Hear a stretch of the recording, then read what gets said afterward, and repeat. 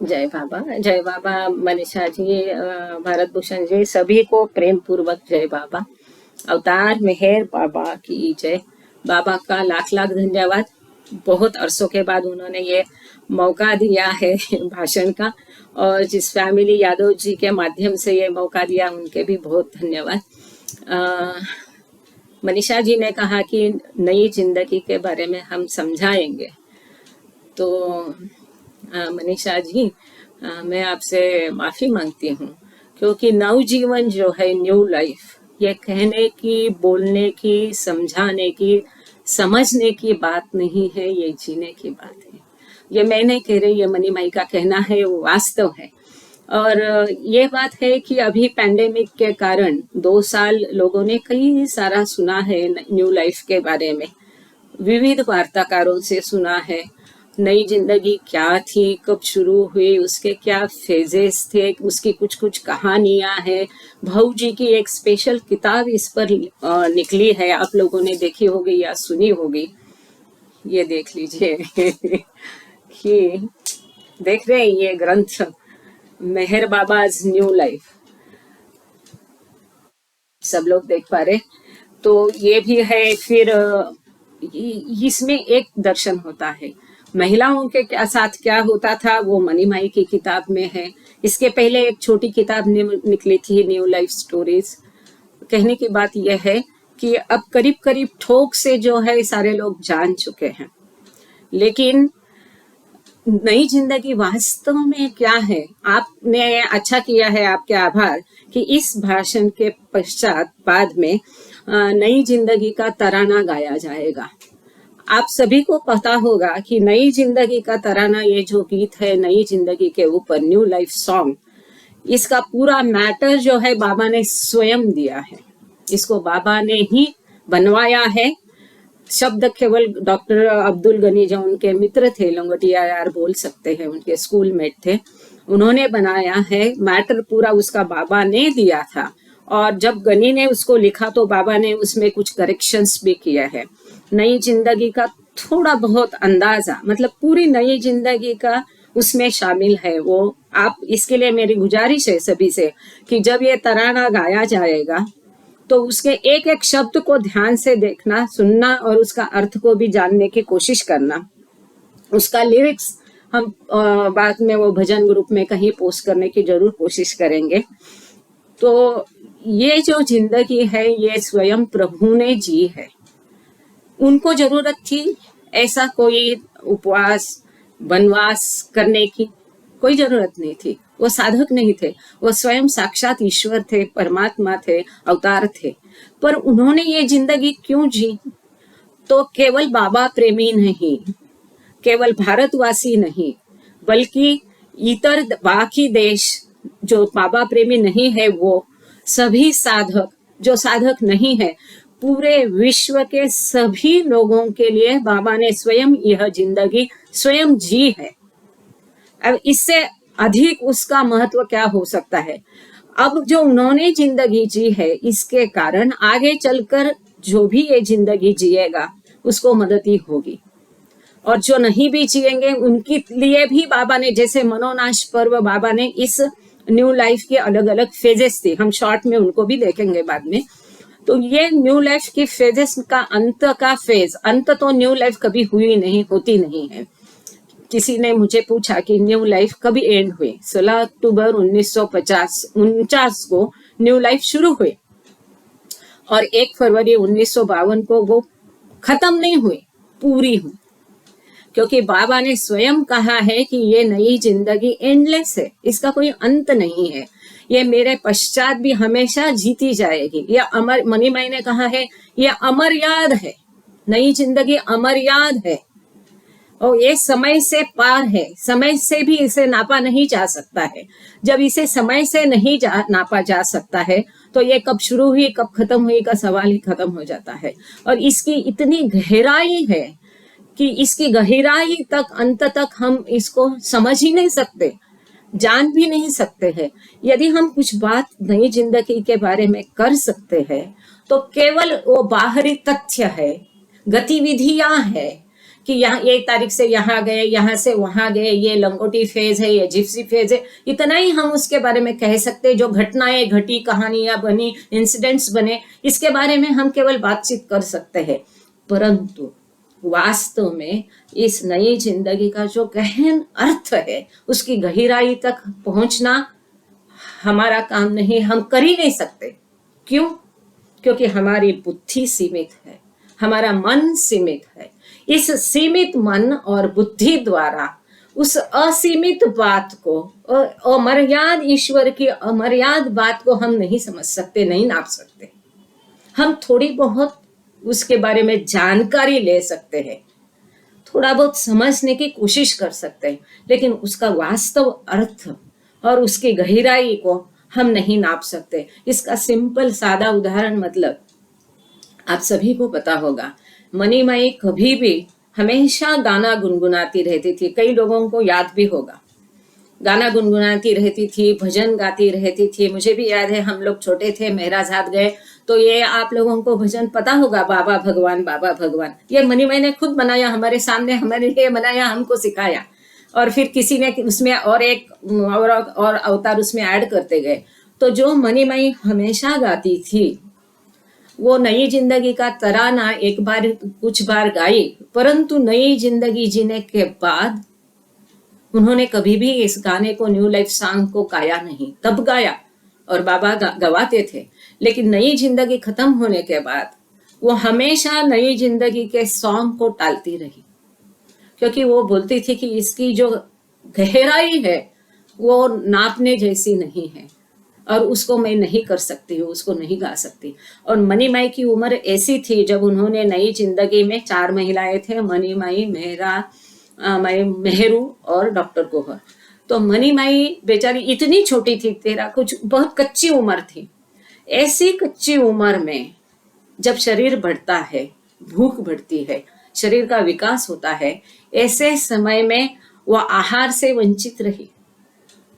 वह आहार, शेल्टर, छाव, वास, कहीं रास्ते में, स्टेशन पर, कहीं पेड़ के नीचे, ऐसा वास्तव्य करना पड़ा।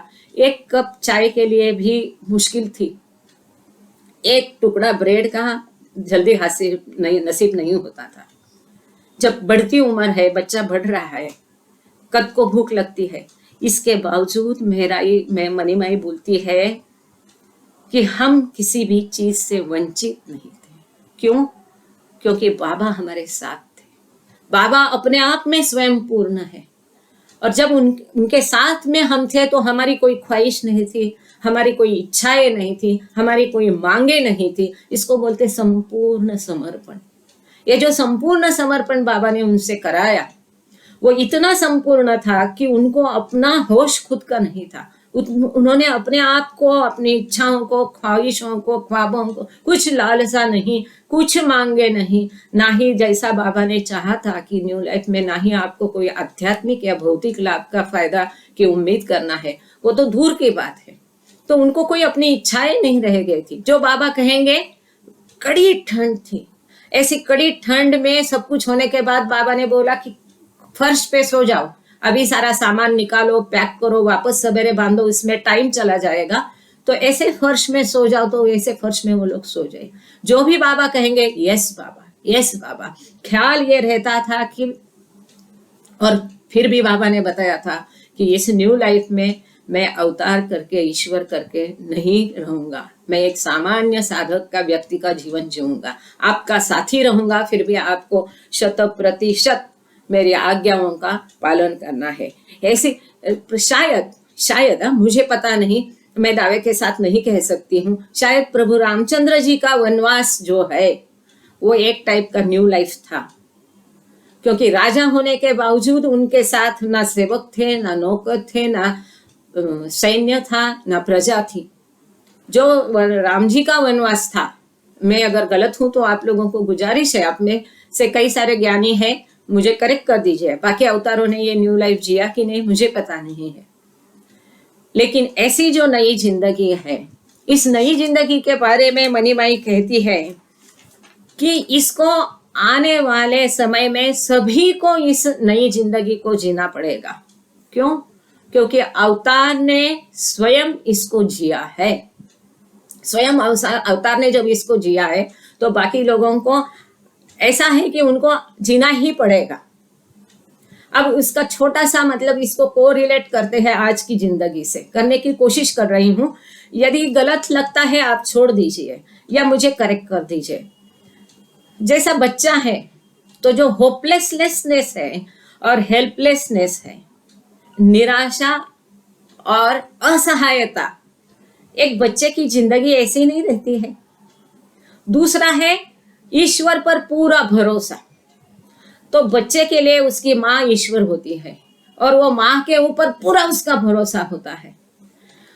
ना ख्वाहिश, तो बच्चे की कोई ख्वाहिश नहीं रहती है, कोई वासना नहीं रहती है, कोई ख्वाब नहीं रहता है, कोई कल की चिंता नहीं रहती है। ये बच्चा कैसा होता है?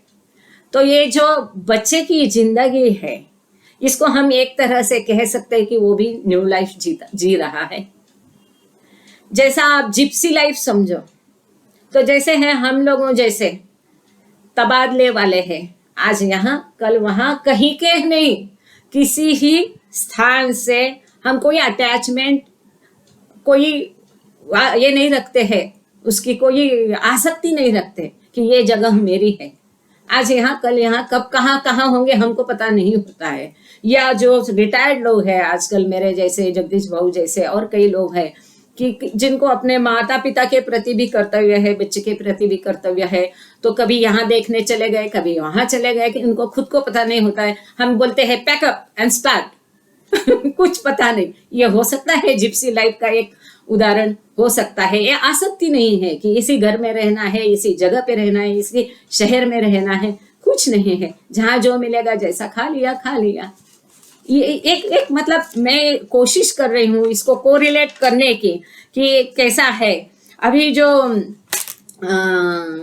इसका फेरी फ्री या पैदल चलना है, तो पैंडेमिक में हम लोगों ने देखा है कि वो जो लेबर लोग हैं कितने डिस्टेंस पे वो चले गए। जो पैंडेमिक की स्थिति थी वो कंप्लीट होपलेसनेस एंड हेल्पलेसनेस की स्थिति थी। तो इस तरह से ये नई जिंदगी जो है ये 16 अक्टूबर 1949 को शुरू हो गई। वो भी हमको पता है कि वो कैसे पैदल चले, बाबा की पैर में फुंसे हो गई, फिर उनको कोई चप्पल नहीं आ रही थी, मेरा माई की चप्पल उनको फिट हो गई, वही सैंडल पहन के वो आगे चले।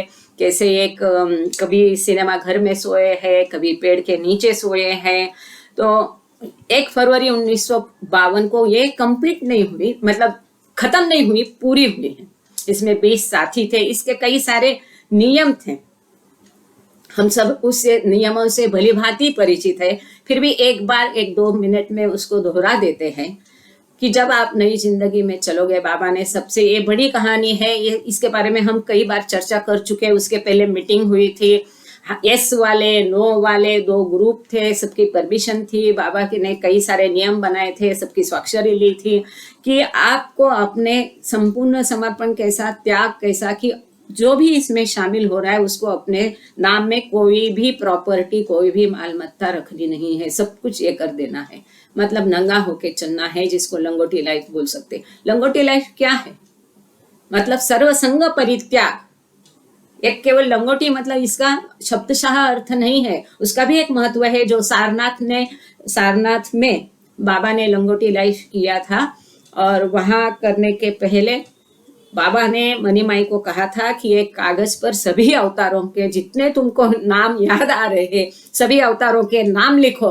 और उन्होंने लिखने के बाद अंत में बाबा ने कहा था उसमें कि मेहर बाबा भी इसमें जोड़ो। तो वो भी जोड़ने के बाद वो कागज बाबा ने अपनी जेब में रख लिया। और सारनाथ में वो जो पुरानी जगह है बुद्ध की, वहां पर बाबा केवल महिलाओं को पहले नीचे लेके गए, तब भी बाबा के जेब में वो कागज थी। महिलाओं को वापस लौटाया तब सब पुरुषों को बाबा वहां लेके गए। बहुत कड़ी ठंड थी और वो भी नीचे, मतलब जैसा बेसमेंट बोलते हैं, और वहां पर वो बाबा उनको लेके गए। उनको बाबा ने बोला कि सारे कपड़े उतार लो, केवल लंगोटी रखो। और बाबा ने वहां पर उनको प्रार्थना बोलने के लिए दी। वो बोलने के बाद बाबा ने उनको एक को बोलने को बोला, हो गया हो गया हो गया। अब देखो इसके पश्चात की वो बहुत ठंड थी, वो सब कांप रहे थे। तो बाबा ने, देखो वो कंपैशनेट कैसे है, तो उनको ऊपर भेज दिया। बाबा स्वयं आधा घंटा वहां पर रुक गए और बाबा ने अपना जो भी कार्य किया है। अब देखो, इसको घटना करके हम देख सकते, एक कहानी, स्टोरी, इंसिडेंट करके इसकी क्या गहराई है, उसका क्या अर्थ है, वास्तव में बाबा ने वहां क्या काम किया, हम कभी नहीं समझ सकते हैं। ना ही किसी ने बाबा से पूछा, क्योंकि वो आदत नहीं थी मंडली जनों की बाबा से सवाल करने की, पूछने की। और ना ही बाबा ने इसके बारे में कुछ बताया। जैसे कि मनोनाश के दौर में बाबा ने सारे धर्मों के चिन्हों को बनवाया और फिर वो लिख के, कागज पे लिख के, धूनी में सब वो कागज जला दिया। तो बाबा ने कहा था कि आज से सभी धर्म के सभी जो कर्म कांड है उनको मैंने खत्म किया है। आगे से किसी भी धर्म का, किसी भी व्यक्ति ने कोई भी धर्म का कोई भी पालन नहीं किया, कर्मकांड नहीं किया, तो भी उसको कुछ नहीं है, उसकी जरूरत नहीं। सभी के लिए बाबा ने वो करके खत्म कर दिया। परंतु जो सारनाथ में हुआ उसका बाबा ने कोई स्पष्टीकरण नहीं दिया। ऐसे कई सारा है, इसीलिए वो अनंत है, अमर याद है। वो अमर याद को हम मर्यादितता से नहीं जान सकते, नहीं समझ सकते, नहीं ज्ञान हो सकता है उसका। बाबा ने यह भी कहा था कि इस न्यू लाइफ में चाहे खुशी हो या गम, कितनी भी कठिन परिस्थिति हो, आपका चेहरा मास्क पहने जैसा होना चाहिए। ये मास्क हमको पैंडेमिक में पहनना पड़ा। या आपका चेहरा मास्क जैसा होना चाहिए, उसमें कोई कुछ भी, ना दुख, ना खेद, ना खंत, ना खुशी, कुछ भी आपके चेहरे पे नहीं दिखनी चाहिए। ये कितनी कठिन बात है, इससे कठिन और कुछ नहीं हो सकता है। और ये न्यू लाइफ से बाबा ने कहा था, जो भी इसमें शामिल होंगे उनको ना भौतिक ना आध्यात्मिक कोई भी लाभ की उम्मीद नहीं रखना है। ऐसा नहीं कि मैंने इतना न्यू लाइफ जिया है, बाबा का साथ दिया है, तो मैं कोई बहुत बड़ी हस्ती या सदगुरु बन जाएगा। आपको कुछ भी लाभ की उम्मीद, कंप्लीट निरपेक्ष, बिल्कुल कुछ भी आशा नहीं करना को ये उदाहरण हो सकता है। और मुझे एक साथी के रूप में, बाबा ने कहा मुझे एक साथी के रूप में आपको लेना है, फिर भी मेरी आज्ञाओं का 100% पालन करना है। अब देखो, मुझे आप ईश्वर करके नहीं लेना है, साथी के रूप में आप मुझे स्वीकृत करने के बावजूद मेरी आज्ञाओं का 100% पालन करना है। और मैं यहाँ ईश्वर करके नहीं रहूंगा। मुझसे कोई भी उम्मीद नहीं करना, मुझसे कोई भी मदद की अपेक्षा नहीं करना। आप जस्ट थोड़ा इमेजिन करो, कल्पना करो, जो लोग उस व्यक्ति को सदगुरु या अवतार या ईश्वर समझ करके अपना सब कुछ छोड़ के, घर बार, व्यवसाय, नौकरी, संसार छोड़ के जिसके कदमों में आए थे, आज वो उनसे कह रहा है कि मुझसे कोई उम्मीद नहीं करना। क्या कठिन, मतलब शब्दों के परे है ये सब परीक्षाएं जो थी, ये जो घड़ियां थी। इतना ही नहीं, जो लोग पीछे रह गए और जो साथ में रहे, सभी को बाबा ने बोला कि हम वापस कभी नहीं आएंगे। जो लोग बाबा को शामिल न्यू लाइफ में नहीं हुए, मनीमाई बोलती है, उनके लिए मेरे दिल में बहुत व्यथा है, दर्द है। क्यों?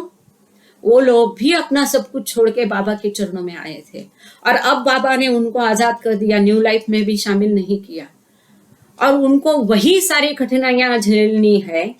और ऊपर से बाबा वापस मिलने की कोई उम्मीद नहीं है। बाबा बोल के गए कि मैं वापस नहीं आऊंगा, आप मुझे वापस नहीं देख पाएंगे।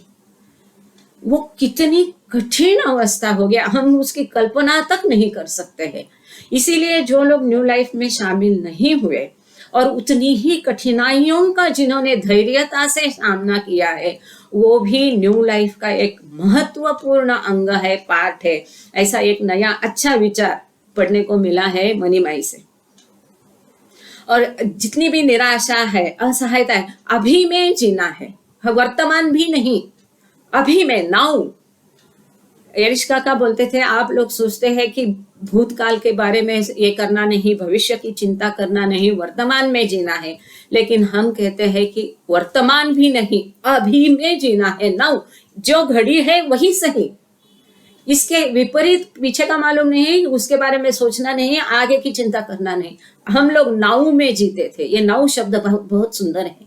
एरिश काका कहते थे हम लोग नाउ में जीते थे, और संपूर्ण होपलेसनेस और हेल्पलेसनेस, बाबा कहते हैं ये कैसी स्थिति होगी, संपूर्ण निराशाजनक और असहाय स्थिति होगी, और ऐसी स्थिति में आपको मेरा साथ देना होगा।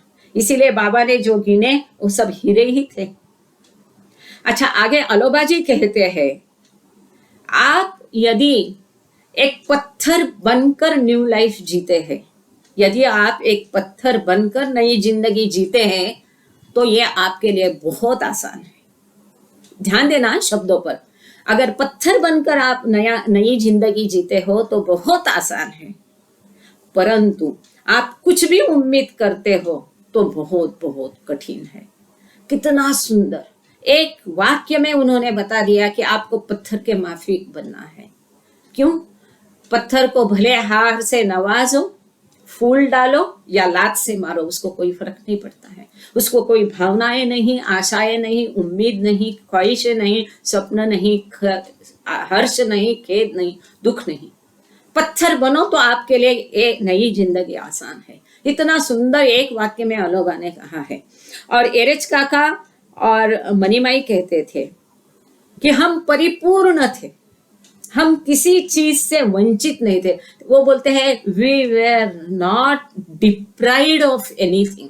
किसी चीज से हम वंचित नहीं थे। देखो, कुछ भी नहीं था, खाने को नहीं था, पहनने को नहीं था, निवारा नहीं था, पैदल चलना था, कठिनाइयां थी, और फिर भी वो बोलते हैं हम परिपूर्ण थे। क्यों? क्योंकि बाबा हमारे साथ में था। बाबा का अस्तित्व ही, एग्जिस्टेंस, बाबा का वेरी एग्जिस्टेंस, बाबा का अस्तित्व ही इतना परिपूर्ण है, उसमें सब समाविष्ट है। और दूसरा, किसी चीज की उम्मीद करना, चाह करना जरूरत ही नहीं है। बाबा हमारे साथ में थे, इसीलिए हम ये सब कुछ कर पाए हैं, और बाबा हमारे साथ में इसीलिए हम खुश थे। एरेच काका कहते हैं नई जिंदगी वो ऐसी चीज थी, ऐसी जिंदगी थी जो बहुत खुशहाल थी, बहुत स्वाभाविक थी, बहुत आरोग्यदायी थी, बहुत चिंता रहित थी, आनंदमय थी। देखो, ऐसी जिंदगी को जब ये इस तरह से वर्णन करते हैं तो आगे शब्द रुक जाते हैं कि ऐसी जिंदगी का हम ख्याल तक नहीं कर सकते हैं। ऐसी जिंदगी जीने के बावजूद वो कहते हैं कि वो जिंदगी परिपूर्ण थी, क्योंकि बाबा साथ में थे। इसीलिए बाबा साथ में होना, उनकी मर्जी का पालन करना, उनके आनंद का ख्याल रख के उनका आज्ञा पालन करना, इतना एक ही उनकी जिंदगी का मकसद था और कुछ भी नहीं।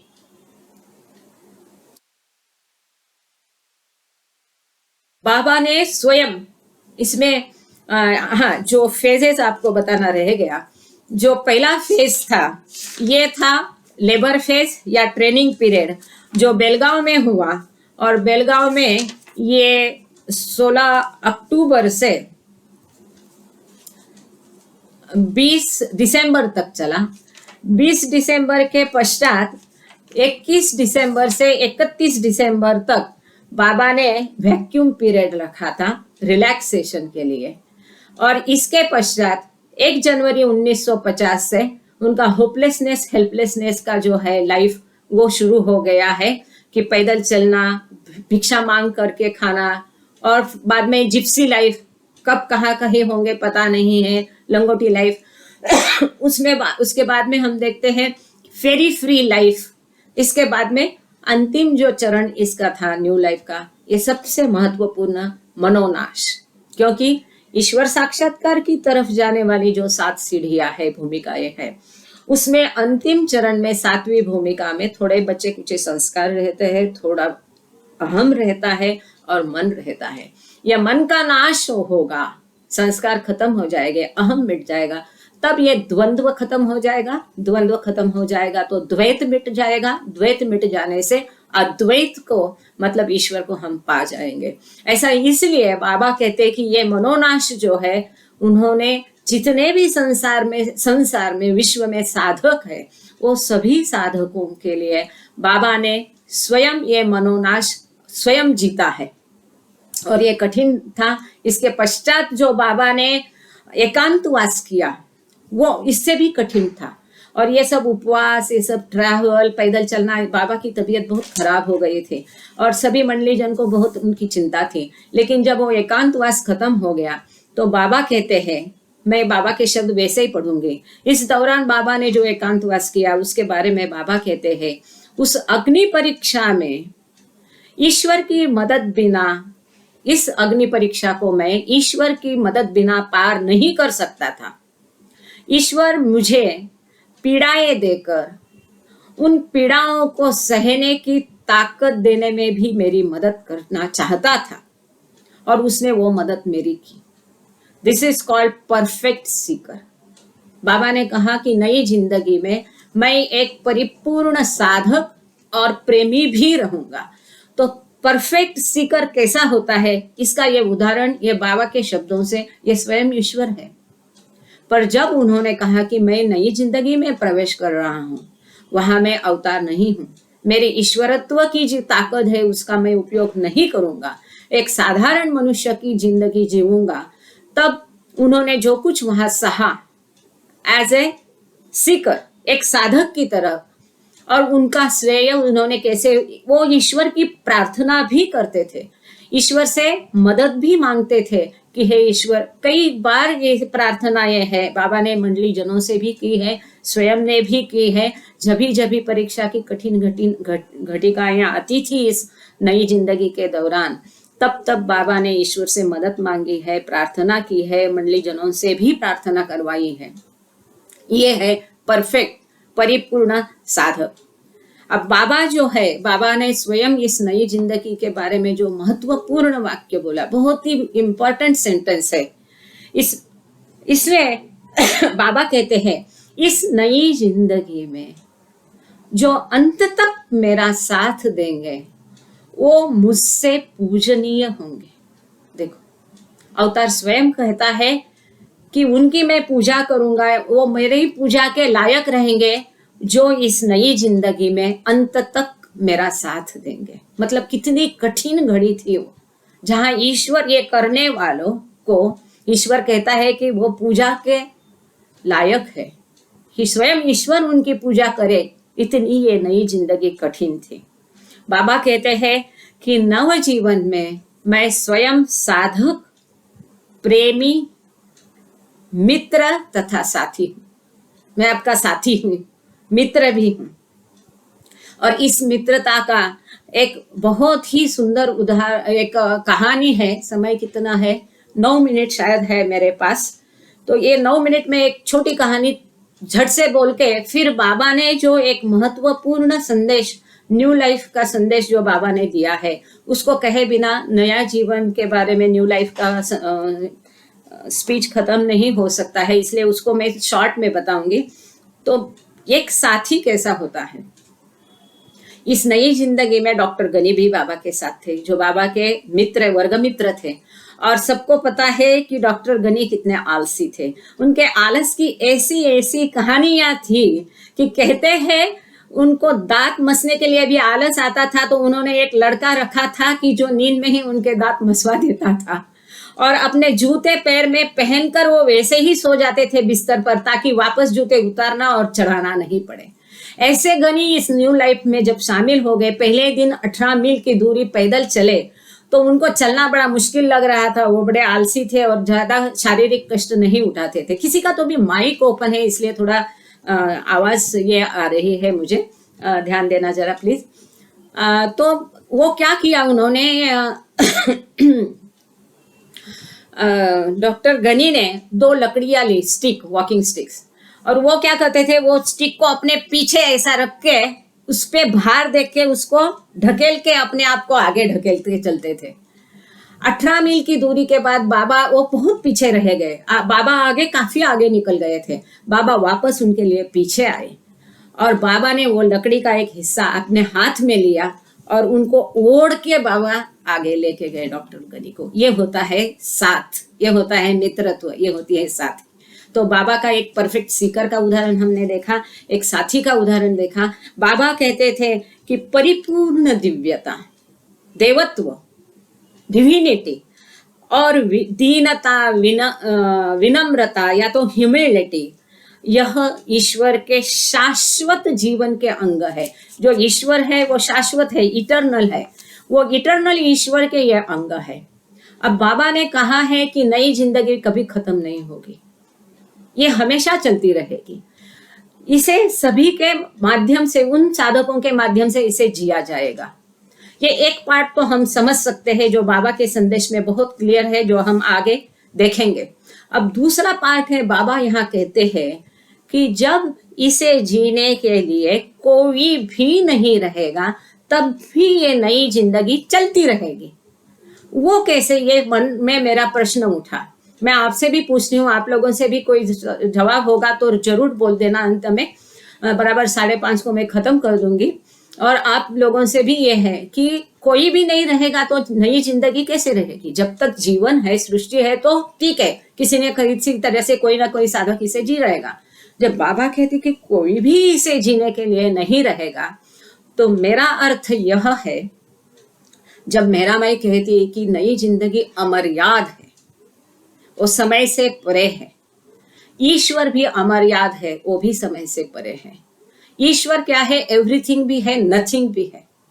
यदि वो एवरीथिंग एंड नथिंग सब कुछ है, तो ये सब कुछ में ये नई जिंदगी भी शामिल नहीं होती क्या? वो भी अमर्याद है। शायद शायद क्यों? ईश्वर के ये सभी गुण है जो नई जिंदगी में दी है। शायद बाबा का कहना यही होगा कि जब कोई भी जीने के लिए नहीं रहेगा तब ईश्वर स्वयं इसको जी लेगा, क्योंकि ईश्वर में ये सभी गुण मौजूद है। ऐसा मेरा अर्थ है। फिर भी ये मेरा सवाल है, आप लोग इसको बता सकते। अब 16 अक्टूबर 1950 को बाबा 4 दिन न्यू लाइफ में से ओल्ड लाइफ में आए थे और महाबलेश्वर में आगा खान पैलेस या फ्लोरेंस हॉल में उन्होंने गिने चुने लोगों को दर्शन दिया था। उसमें हमारे पिताजी भी एक थे, उनको वो महत भाग्य प्राप्त हुआ, उन्होंने बाबा के तभी दर्शन किए थे। यह महत्वपूर्ण दिन है उनके जीवन में। खैर, तो 16 अक्टूबर बाबा ने महाबलेश्वर में नई जिंदगी के बारे में एक महत्वपूर्ण संदेश दिया। उस संदेश का सारांश में इन शॉर्ट सबके लिए पढ़ती हूँ। मैं इसलिए पढ़ती हूँ क्योंकि कोई छूट नहीं जाए जल्दी में एक आध महत्वपूर्ण मुद्दा। बाबा कहते हैं यह नई जिंदगी अंतर आपको समझना है, नई जिंदगी क्या है। तो थोड़ा सा ये संदेश हमको समझा सकता है थोड़ा सा इस नई जिंदगी के बारे में। बाबा कह रहे हैं यह नई जिंदगी अंतरहित है, इसका कोई अंत नहीं है। मेरे भौतिक मृत्यु के पश्चात बाबा के भौतिक मृत्यु के पश्चात भी यह नई जिंदगी उनके द्वारा जीवित रखी जाएगी जो संपूर्ण त्यागमय जीवन व्यतीत करेंगे। जो लोग ऐसी जिंदगी जो बाबा ने नीचे दी है वैसी जिंदगी जीवन व्यतीत करेंगे, उनके द्वारा यह नई जिंदगी जीवित रहेगी। कौन? जो संपूर्ण समर्पण करेंगे। त्याग, झूठ, नफरत, क्रोध, लोभ, मोह, इन सब का त्याग। जो कोई कामपूर्ण क्रिया नहीं करेंगे, जो कोई कभी भी किसी का दिल नहीं दुखाएंगे, जो कभी भी किसी के पीठ पीछे उसकी निंदा नहीं करेंगे, जो कोई कभी भी कोई भौतिक या आध्यात्मिक लाभ की अपेक्षा नहीं करेंगे, जो कोई स्वयं का आदर, भक्ति, पूजा स्वीकृत नहीं करेंगे और सभी लोभ, सम्मान, आदर, सत्कार तथा अपमान से भी वो लोग जो लोग दूर रहेंगे, उसको स्वीकृत नहीं करेंगे, किसी से भी कभी किसी चीज से कभी भी किसी से डरेंगे नहीं, नो फियर एट ऑल, और जो संपूर्णतया ईश्वर पर भरोसा रखेंगे, 100% ईश्वर पर भरोसा। वो बहुत बड़ी बात है, इसको तो कम से कम हम अपना सकते हैं।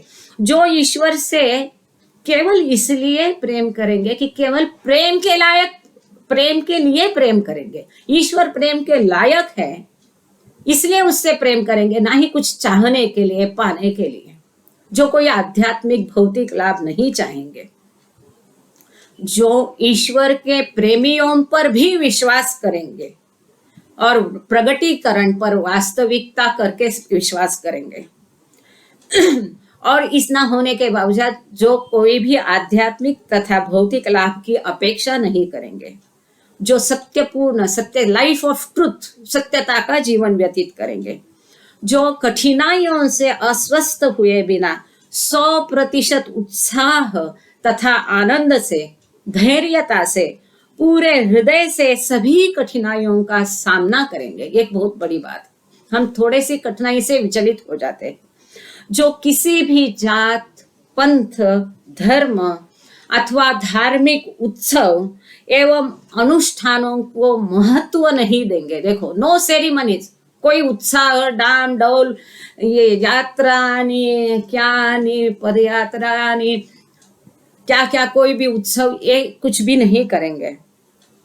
यह न्यू लाइफ, ये इनके द्वारा यह न्यू लाइफ जीती जाएगी, बाबा कह रहे हैं। यह बाबा का संदेश है। आगे बाबा कह रहे हैं, यह न्यू लाइफ स्वयं अपने आप में शाश्वत हमेशा के लिए रूप से जीवित रहेगी, यद्यपि यह जीने के लिए कोई भी नहीं रहेगा, क्योंकि यही सारे एट्रीब्यूट्स है ईश्वर के, और इसी एट्रीब्यूट्स में तो ईश्वर है, यही एट्रीब्यूट्स न्यू लाइफ में है। इसीलिए बाबा ने ऐसा कहा होगा, क्योंकि ईश्वर अनंत है, उसकी छाया मतलब माया भी अनंत है, तो कोई ना तो कोई रहेगा इसको जीने के लिए। ये चक्र जो है ये चलता ही रहेगा, इसके द्वारा भी ये जीवित हो सकती है।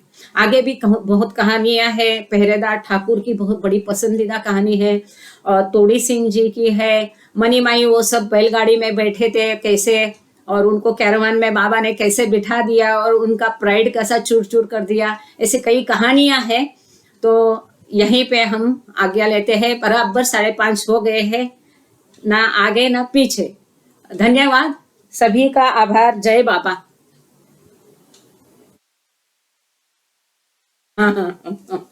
अच्छा, आभार आपका भरत भूषण जी। इसी के साथ यदि आपके आज्ञा हो, किसी को कुछ पूछना है या बताना है तो वो भी आप कह दीजिए, ताकि थोड़ा 5 मिनट उनको दे सकते हम। और एक छोटी कहानी, हाँ जी, क्या हुआ कि ये लोग पैदल जा रहे थे, और कैरावान जो था उसमें देखो ऐसा विचित्र ये था कि जहाँ जाएंगे वहां सारे लोग जम जाते थे। जहाँ वो अपना डेरा डालते थे तो वो गांव के लोग अपने आप ही उनके अगल बगल में जमा हो जाते थे, और महिलाएं भी महिलाओं के अगल बगल में, क्योंकि इतनी सुंदर सुंदर महिलाएं थी। और विचित्र इनका ये काफिला था कि इसमें ऊंट भी था, घोड़ा भी था सफेद सुंदर, और 2 तरह के, एक इंडियन और एक इंग्लिश ब्रीड का बैल था। और वो ऐसी गाड़ी को चला रहे थे जो बैलगाड़ी नहीं थी लेकिन बस के जैसी थी, और बस जैसे दिखने वाला ये वाहन बैल चला रहे थे। तो मतलब घोड़ा भी था इसमें, तो लोग जमा हो जाते थे। अब महिलाओं के लिए बड़ी दिक्कत, देखो छोटी छोटी बातें हैं, उनको फ्रेश होना है, बाथरूम जाना है, तो कितनी दिक्कत थी। हमने कभी इस बारे में सोचा क्या? 4 महिलाएं हैं, रास्ते में कहीं भी रुक रहे हैं, सो रहे हैं, उनको दिन भर के थकान के बाद उनको फ्रेश होना है, बाथरूम जाना है, तो बड़ी दिक्कत वाली परिस्थिति थी।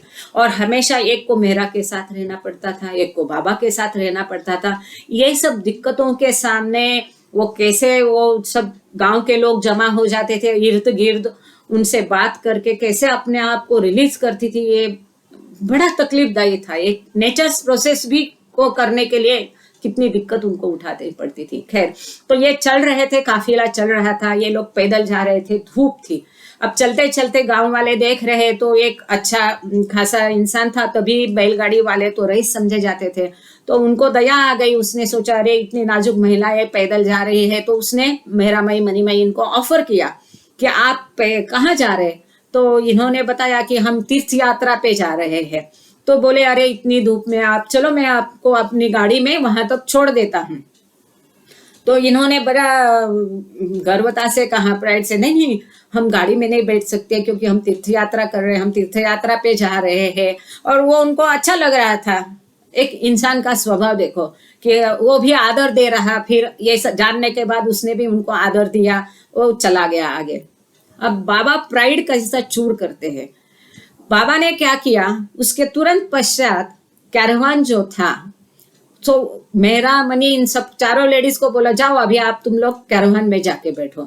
तो ये बड़े खुश हो गए, उनको लगा अच्छा है चलना बच गया, कैरवान में जाके बैठ गए।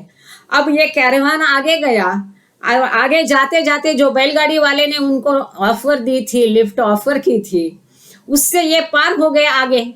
अब वो बड़ा विचित्र नजर से इनको देखने लगा, क्योंकि उसने इन लोगों को देख लिया। अब ये मनीमाई सोच रही इस व्यक्ति को तो हमने कहीं देखा था, कहाँ देखा था। फिर उनको याद आया, अरे ये तो वही है, हमने तो बड़े उसको चाव से बोला कि हम यात्रा पे जा रहे हैं, हम गाड़ी में नहीं बैठ सकते, इसने इतना आदर सत्कार हमारा किया। अब मनीमाई और मेहरू अपना सिर छिपाने लगे, पर उसने जिस नजर से उनको देखा, उस व्यक्ति ने ऐसी कदर से, ऐसी नजर से इनको देखा कि वो नजर में उनकी पूरी मानहानि थी, और वो आगे निकल गया। जैसा वो आगे निकल गया, बाबा ने तुरंत मैसेज भेजा, उतर जाओ नीचे कैरवान से। तो ये तरीके थे बाबा के सबको ये करने के लिए, है ना। और भी है वो, जैसे पहले क्या है कि पुरुषों के लिए सफेद कफनी और हरी टर्बन ये उनका पोशाक था, महिलाओं के लिए नीले कलर का पहले उन्होंने रखा था, फिर कोई ग्रे कलर का रखा था, फिर उसको बात कर दिया है। पहले पुरुष आगे चलते थे, फिर बाबा और महिलाएं पीछे रहती थी, फिर पुरुष बहुत आगे जाते थे तो वो गोहर है, डॉक्टर गोहर, वो सीटी बजा बजा के उनको पीछे बुला रहे थे। एक बार वो बहुत आगे निकल गए, बाबा ने डॉक्टर गोहर को बोला कि उनको बुला लो, पीछे बुला लो। वो सीटी बजा रही, लेकिन वो लोग आ नहीं रहे थे। आखिर करके रास्ते में ही गोहर ऐसा वो सीटी को पटक रही थी, तो इनको लगा ये क्या कर रही है, सीटी बज नहीं रही है, कि ये इतना गुस्सा हो गई कि वो नहीं आ रहे हैं। देखो, जो सीटी की आवाज तक नहीं सुनी, और बाबा ने एक ताली बजाई, वो लोग उन्हें सुनी और पीछे आ गए। तो मनीमाई कहती है इतनी भीड़ में भी बाबा की ताली कैसे ये लोग सुनते थे, ये एक सीक्रेट है, एक मतलब जो पहेली है जो कभी सुलझी नहीं जा सकी।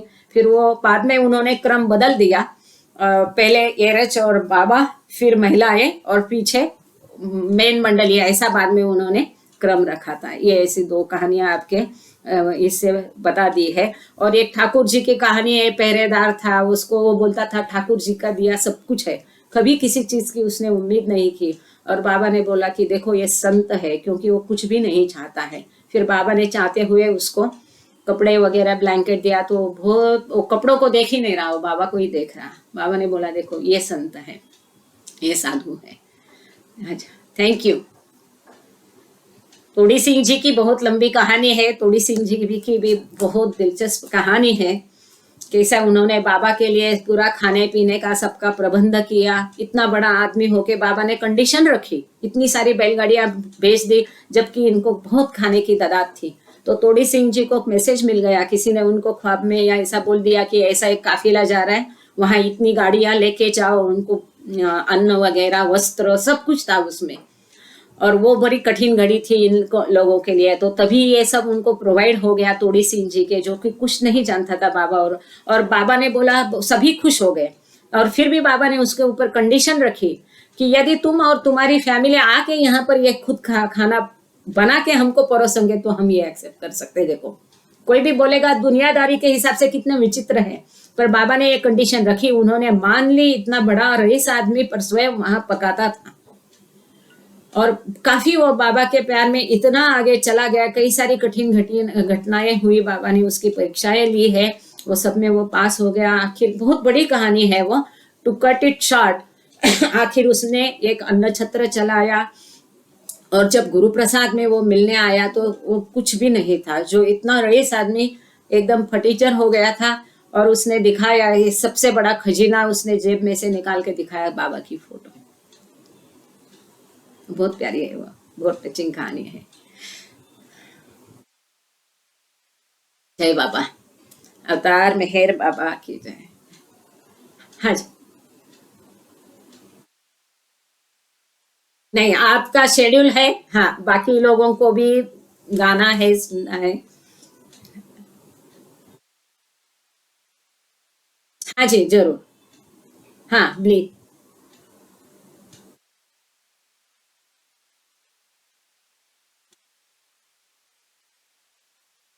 ये सिंबॉलिक था। अच्छा, हाँ, और हाँ।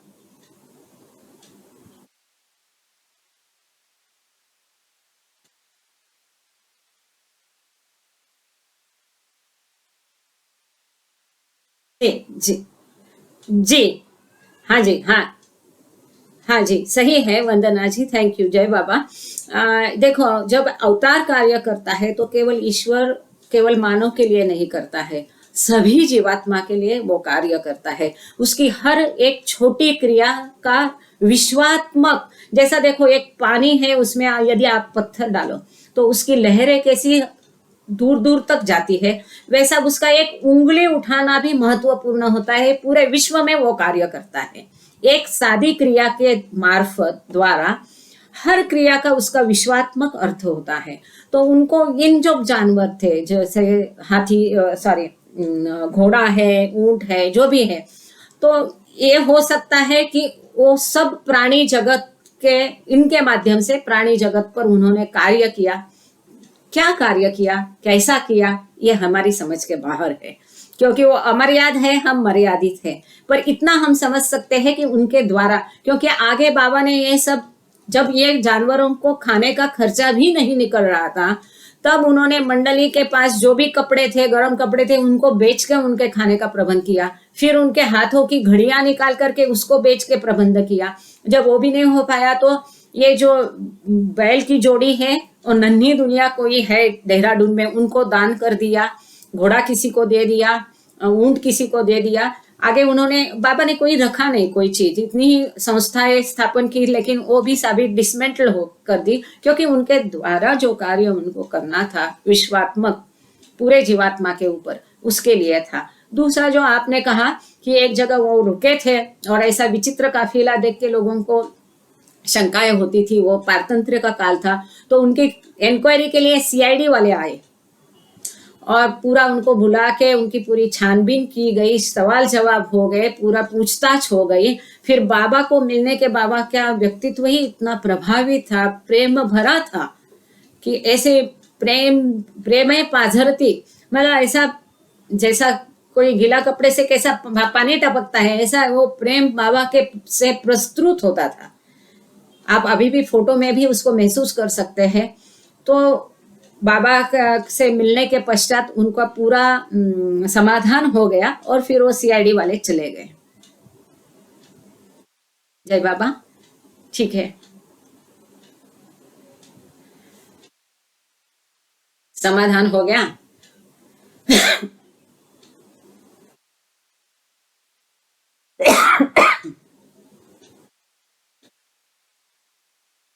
धन्यवाद, थैंक यू बाबा, थैंक यू ऑल। अच्छा, सुतन सिंह। हाँ, जय बाबा। बोलिए बोलिए, सुतन सिंह जी बोलिए।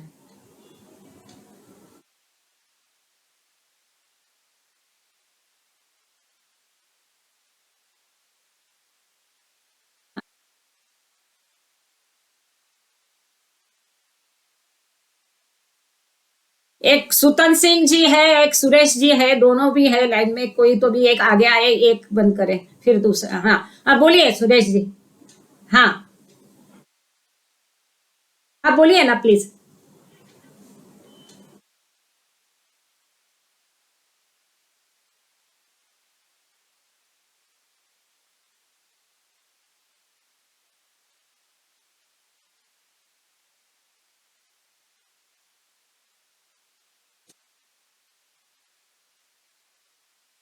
ये देखो, ये सुखू और दुखू, वो दो गधे का नाम था, सुखू और दुखू, और इनका कोई स्पष्टीकरण इसमें कहीं आया नहीं है, और मुझे इसका उत्तर मालूम नहीं है। जैसे मैंने कहा कि वो असीमित को हम हमारे सीमित से नहीं समझ सकते।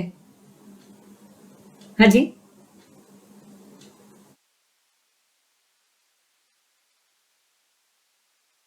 ठीक है, बोलिए प्लीज। हाँ, जय बाबा।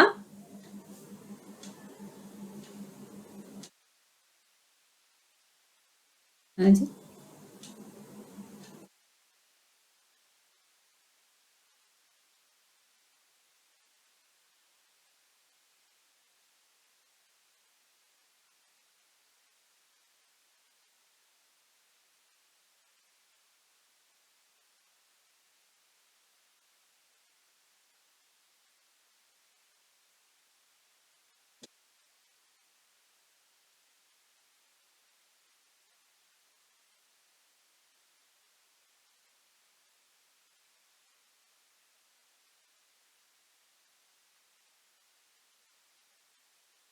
Okay, okay. हम्म।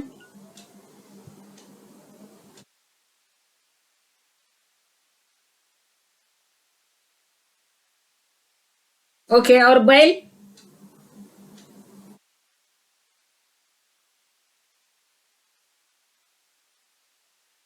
ठीक है, ठीक है, ठीक। ओके, समझ गए, थैंक यू। उम्मीद है सबको सुनाई दिया, समझ में आया। हाँ, एक मिनट, हाँ वंदना जी, जरा सुतन सिंह जी की बात एक बार सुनते हैं।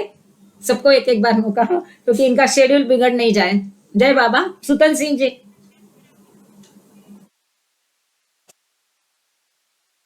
जय बाबा, बोलिए।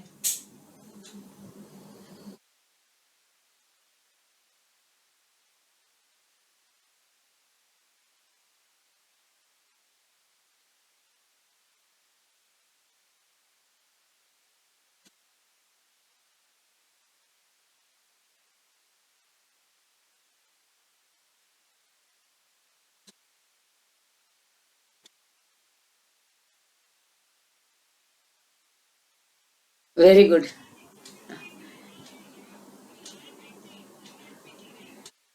Very good.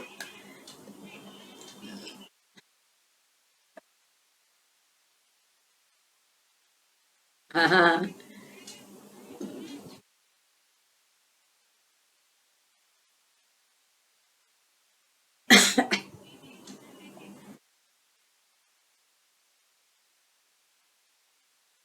हाँ, हाँ, हाँ,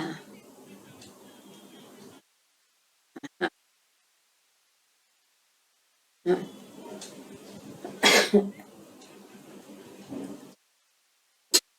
करेक्ट, करेक्ट। हाँ, सही है सुतन सिंह जी, थैंक यू, जय बाबा। हाँ जी, निमजे जी बोलिए। जय बाबा। हाँ, जय बाबा।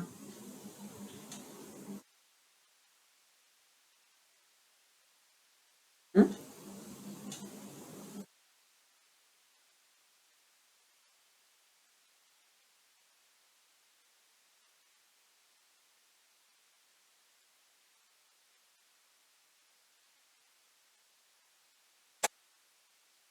हाँ, okay, thank you, thank you, जय बाबा। जय बाबा, जय बाबा।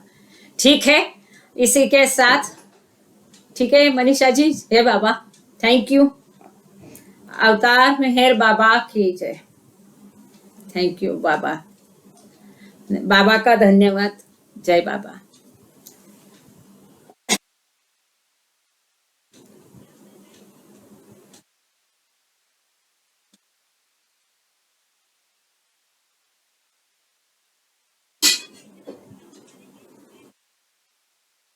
हम्म,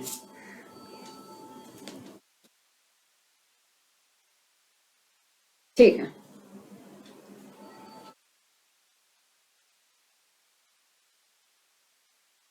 चर्चात्मक, जैसा अभी डॉक्टर गुमड़े जी ने प्रतीकात्मक अच्छा बताया, तो किसी के दूसरे के भी विचार सुनने मिलेंगे, ठीक है। थैंक यू, जय बाबा।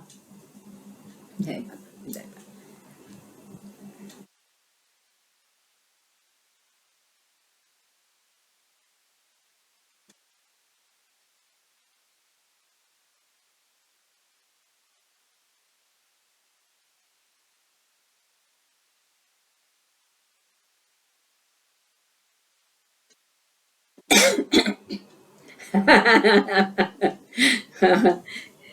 सही है, सही, सही है, सही है, सही है। जय बाबा। जय।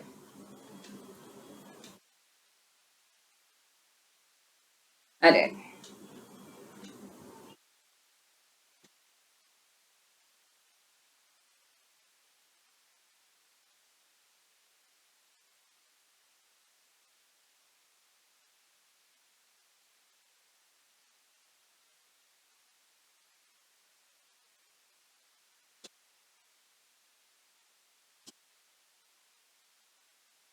थैंक यू बाबा। थैंक यू बाबा, जय बाबा, जय बाबा।